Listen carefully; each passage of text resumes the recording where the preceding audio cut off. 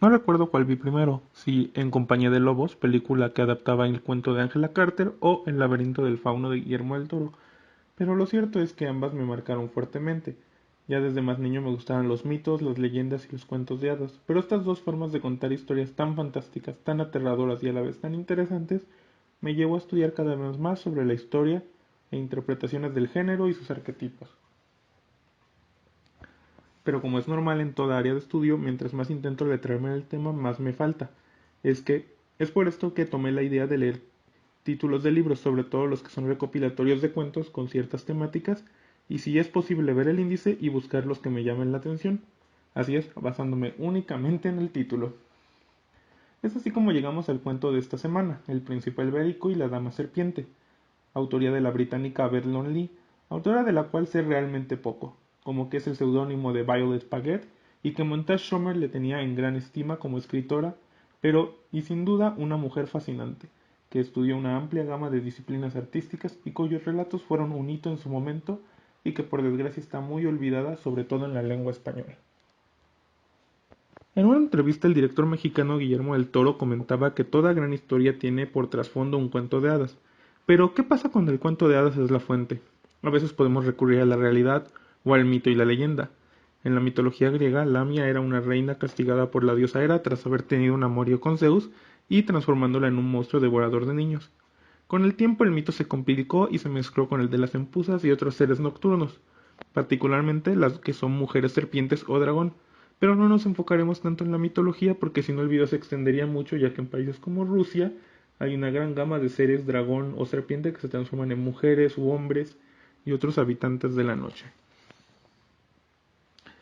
En 1819 el poeta inglés John Keats retoma la historia de Lamia pero dándole un nuevo giro. Hoy en día diríamos que reinterpretó el mito y lo convirtió en algo nuevo.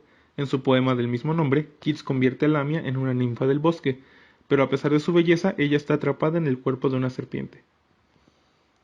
Posteriormente, el dios Hermes se apiada de ella y le ayuda a recuperar su forma de mujer bella y así se casa con un rey, pero en el banquete de bodas la verdad se revela y tenemos un final digno de una tragedia griega. Este es el marco en el que Vernon Lee nos da El príncipe albérico y la dama serpiente, una historia que nos ubica en una Italia y que desde el inicio intenta tener cierto aspecto de realidad, explicando cómo se perdió la familia Luna por ciertos conflictos políticos.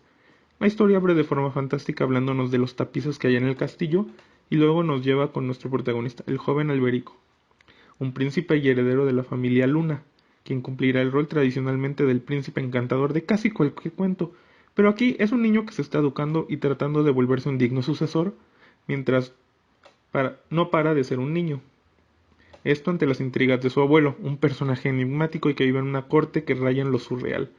Pero además de estas intrigas, tenemos el cuento de Alberico el Dorado, que nos será contado por el aya de nuestro protagonista. Y sí, ambos llevan el mismo nombre, pero la historia realmente empieza cuando el príncipe consigue mover los muebles y destapar el hermoso tapiz que estaba oculto tras el mueble.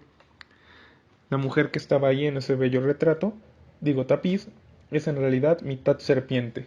Fascinado, pero en vez de espantarse, el joven encantador decide saber un poco más, pero su vida cambiará a partir de que lleguen dos personajes. Tenemos a su madrina y a una serpiente mascota que juega con él. Una está con él durante el día y la otra durante la tarde. Y sí, está pasando lo que creen. La dama serpiente resulta ser esta joven mujer, Lady Oriana, una hada atrapada en el cuerpo de una serpiente y que solo se liberará si un hombre le es fiel durante 10 años. Y así es. Esta es la premisa del cuento. Un cuento fantástico en toda la extensión de la palabra. Vernon Lee nos lleva a un mundo que podría ser un cuento de los hermanos Grimm, a no ser por el surrealismo que rodea la corte y los castillos, palacios, personajes y demás cosas que no son una fábula, sino una especie de crítica. En internet encontré que algunas personas dicen que Vernon Lee criticaba a la alta sociedad y a la burguesía italiana de la época, ya que pese a ser inglesa pasó casi toda su vida y realizó muchos estudios en Italia. La verdad es que yo no podría asegurarlo, pero sí encuentro bastante sentido al ver cómo se describe al abuelo del príncipe, los palacios suntuosos, el lujo surreal y la eterna juventud que rodea al abuelo, mientras que los demás nobles o campesinos son sometidos al yugo del tiempo y la edad.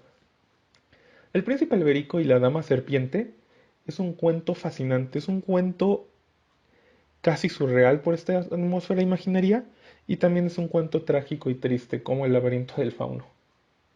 Más moderno de lo que nos podría parecer, pero es fascinante en todas sus facetas. Si les gustan las películas de Guillermo del Toro o la escritura de Angela Carter, pero siendo un poco menos gore y menos cínica, definitivamente les recomiendo que lean el cuento. Ahora, ¿cómo leerlo? El cuento ya es viejo, entonces lo pueden encontrar copyright free en muchos sitios en inglés.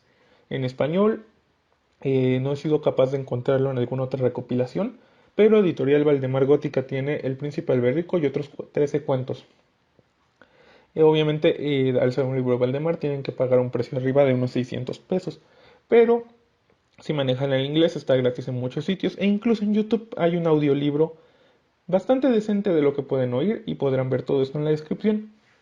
Bueno, espero que esta reseña sea de su agrado. Acompáñenos en la siguiente emisión de Libros de Bolsillo para recomendar otro cuento o historia. No olviden suscribirse y dejar su comentario. Y hasta la próxima.